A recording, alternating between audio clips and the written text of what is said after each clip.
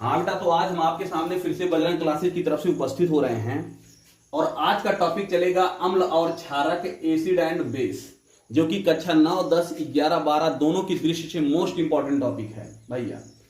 तो आज हम पढ़ेंगे अम्ल और क्षारक के बारे में। तो बेटा आजकल तो अम्ल और क्षारक की कई परिभाषाएं प्रचलित हैं। आर्हेनियस ने दिया है, ब्रांस्टेड लोरी ने दिया है, लुईस ने दिया है। लेकिन आज के कुछ साल पहले जब इतना हमारा विज्ञान आगे नहीं था, तब भी हमारे भारतवर्ष में या हमारे देश में लोग अम्ल और क्षारक की परिभाषा अपने अनुसार देते थे। पुराने अनुसार में लोग अम्ल को कहते थे ऐसे पदार्थ जो स्वाद में खट्टे होते हैं वो अम्ल होते हैं, और जो पदार्थ स्वाद में कड़वे होते हैं वो क्षारक होते हैं। ये पुरानी परिभाषा थी। उसके तर्ज पर उन्होंने बताया, देखिए अगर आप नींबू खाएंगे, नींबू खट्टा होता है, वो आपका अम्ल है। सिरका खाएंगे, सिरका खट्टा होता है, वो आपका अम्ल है। चूना खाएंगे, वो कड़वा होता है, वो आपका क्षारक है। हल्दी, इस तरीके से उन्होंने बताया था कई चीजें। इन सब चीजों को, हल्दी खाएंगे तो आपका स्वाद में कड़वा होता है। तो ये सब चीजें आपके अम्ल और क्षारक के बारे में बताई गई थी। लेकिन आज कई वैज्ञानिक हैं जो अपनी परिभाषा देते हैं अम्ल और क्षारक के आधार पर।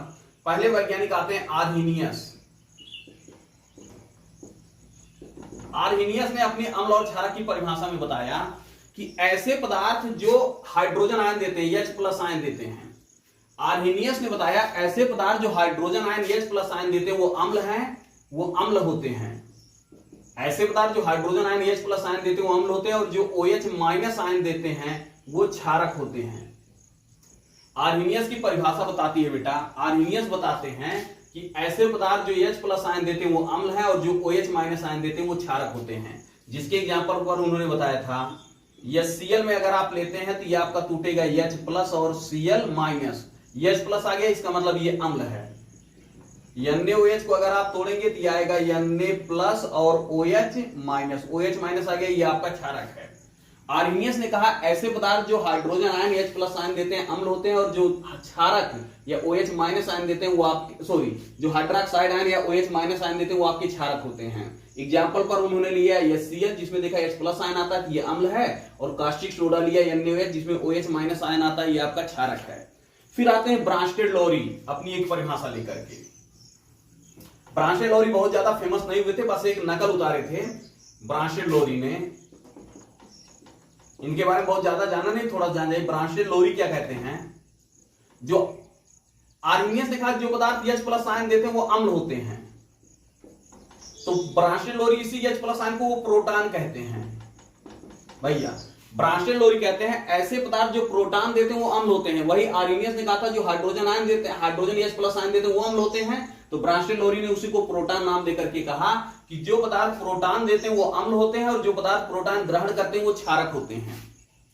ब्रांस्टेड लोरी ने बताया जो पदार्थ प्रोटॉन देते हैं वो अम्ल होते हैं, और जो पदार्थ प्रोटॉन ग्रहण करते हैं वो आपके क्या होते हैं? क्षारक होते हैं।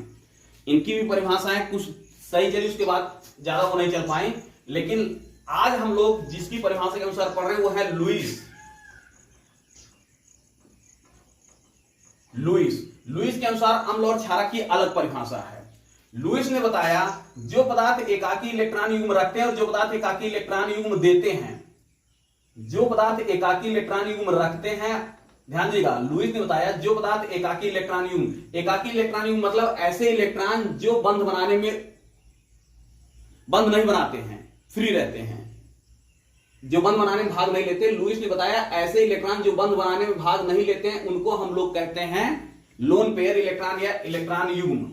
जैसे देखिए नाइट्रोजन के बाहरी कोश में 5 इलेक्ट्रॉन होते हैं, 1 2 3 4 5, और जब इसका सूत्र, इसका हाइड्रोजन 3 हाइड्रोजन क्रिया करेगा, 3 हाइड्रोजन क्रिया करेगा, तो ये एक हाइड्रोजन यहां साझा कर लेगा, एक हाइड्रोजन से यहां साझा कर लेगा, और एक यहां से। 2 इलेक्ट्रॉन बचे जिनका साझा नहीं हुआ, अर्थात 2 इलेक्ट्रॉन ऐसे बचे हैं जिन्होंने बंध बनाने में भाग नहीं लिया, और ऐसे इलेक्ट्रॉन को हम कहते हैं एकाकी इलेक्ट्रॉन युग्म या लोन पेयर इलेक्ट्रॉन कहते हैं। एकाकी इलेक्ट्रॉन युग्म या लोन पेयर इलेक्ट्रॉन कहते हैं। ये आपके हैं लोन पेयर इलेक्ट्रॉन, एकाकी इलेक्ट्रॉन युग्म। लुईस कहते हैं बेटा ऐसे पदार्थ जिनके पास एकाकी इलेक्ट्रॉन युग्म पाया जाता है अर्थात जो इलेक्ट्रॉन दाता का कार्य करते हैं। लुईस कहते हैं जिनके पास एकाकी इलेक्ट्रॉन युग्म पाया जाता है, जो इलेक्ट्रॉन युग्म दाता का कार्य करते हैं, वो क्षारक होते हैं। लुईस ने बताया ऐसे पदार्थ जो एकाकी इलेक्ट्रॉन युग्म रखते हैं, जिनके पास इलेक्ट्रॉन युग्म की अधिकता होती है, जो इलेक्ट्रॉन युग्म दाता का कार्य करते हैं, वो क्षारक होते हैं। और जो पदार्थ इलेक्ट्रॉन युग्म ग्रहण करते हैं, जिनके पास इलेक्ट्रॉन की कमी होती है, जो इलेक्ट्रॉन युग्म ग्रहण करते हैं, उनको अम्ल कहते हैं। लुईस के अनुसार आजकल की परिभाषा चल रही है कि ऐसे पदार्थ जो एकाकी इलेक्ट्रॉन युग्म रखते हैं, जो इलेक्ट्रॉन जिनके पास इलेक्ट्रॉन युग्म की अधिकता, जो इलेक्ट्रॉन युग्म दाता का कार्य करते हैं, वो क्षारक होते हैं। और जो पदार्थ एकाकी इलेक्ट्रॉन युग्म ग्रहण करते हैं, जिनके पास इलेक्ट्रॉन की कमी होती है, उन्हें अम्ल कहते हैं। तो इस अनुसार से आप अमोनिया एक क्षारक होता है भैया, क्योंकि इसके पास एकाकी इलेक्ट्रॉन युग्म है। तो आप लोग ध्यान दीजिएगा, एक बार शॉर्ट टाइप में हम बता दे रहे हैं। आर्हेनियस ने बताया कि ऐसे पदार्थ जो H+ आयन देते हैं वो अम्ल है, और जो OH- आयन देते हैं वो क्षारक हैं। ब्रांशेट लोरी ने बताया कि ऐसे पदार्थ जो प्रोटॉन देते हैं अम्ल, जो प्रोटॉन ग्रहण करते हैं क्षारक हैं। लुईस ने बताया कि ऐसे पदार्थ जिनके पास एकाकी इलेक्ट्रॉन युग्म होता है, जिनके पास इलेक्ट्रॉन की अधिकता होती है, जो इलेक्ट्रॉन युग्म दाता का कार्य करते हैं, वो क्षारक हैं। और जो इलेक्ट्रॉन युग्म ग्राही का कार्य करते हैं, जिनके पास इलेक्ट्रॉन की कमी होती है, वो अम्ल हैं। अब आप बात आती है क्षारक और क्षार में क्या अंतर है। क्षारक और क्षार, यहां पे आप बार बार क्षारक देख रहे हैं। जो क्षारक जल में विलय हो जाते हैं, जो क्षारक जल में विलय हो जाते हैं, उन्हें क्षार कहते हैं। और जो क्षारक जल में विलय नहीं होते, वो क्षारक ही रहते हैं। जो क्षारक जल में घुल जाते हैं, जल में आसानी से टूट जाते हैं, विलय हो जाते हैं, उनको हम क्षार कहते हैं। और जो क्षारक जल में आसानी से नहीं घुलते, वो क्षारक ही रहते हैं। अब कभी कभी आपसे पूछ लेते हैं 3 प्रबल अम्ल और 3 प्रबल क्षारकों के नाम बताइए, ऐसे सीधे पूछ लेंगे। प्रबल अम्ल वो कहते हैं जो जिनका आयनन तेजी से होता है। प्रबल क्षारक वो होते हैं जिनका आयनन तेजी से होता है। प्रबल अम्ल या प्रबल क्षारक वे अम्ल या क्षारक हैं जिनका आयनन तेजी से होता है। और दुर्बल अम्ल या दुर्बल क्षारक वे क्षारक होते हैं या वे अम्ल होते हैं जिनका आयनन बहुत धीमे होता है। तो अगर आपसे कोई पूछ ले बेटा प्रबल अम्ल क्या है, तो ऐसे अम्ल जिनका आयनन बहुत तेजी से होता है। प्रबल क्षारक क्या है, ऐसे क्षारक जिनका आयनन बहुत तेजी से होता है। दुर्बल अम्ल क्या है, ऐसे अम्ल जिनका आयनन बहुत धीमे धीमे होता है। दुर्बल क्षारक क्या है, ऐसे क्षारक जिनका आयनन बहुत धीमे धीमे होता है। प्रबल अम्ल में आपको हम 3 एग्जांपल दे रहे हैं। प्रबल अम्ल प्रबल क्षारक के। प्रबल अम्ल में आपका है H2HCl, नाम है हाइड्रोक्लोरिक अम्ल। H2SO4, नाम है सल्फ्यूरिक अम्ल। HNO3, नाम है नाइट्रिक अम्ल। ये आपके प्रबल अम्ल हैं। प्रबल क्षारक में आपका देखेंगे NaOH, sodium hydroxide, KOH, potassium hydroxide, और ये आपका कैल्शियम हाइड्रोक्साइड। ये सब आपके प्रबल क्षारक हैं। ये आपके प्रबल अम्ल है हाइड्रोक्लोरिक अम्ल, सल्फ्यूरिक अम्ल, नाइट्रिक अम्ल। प्रबल क्षारक है sodium hydroxide, potassium hydroxide, calcium hydroxide. दुर्बल अम्ल में देख लीजिएगा, दुर्बल अम्ल, दुर्बल क्षारक।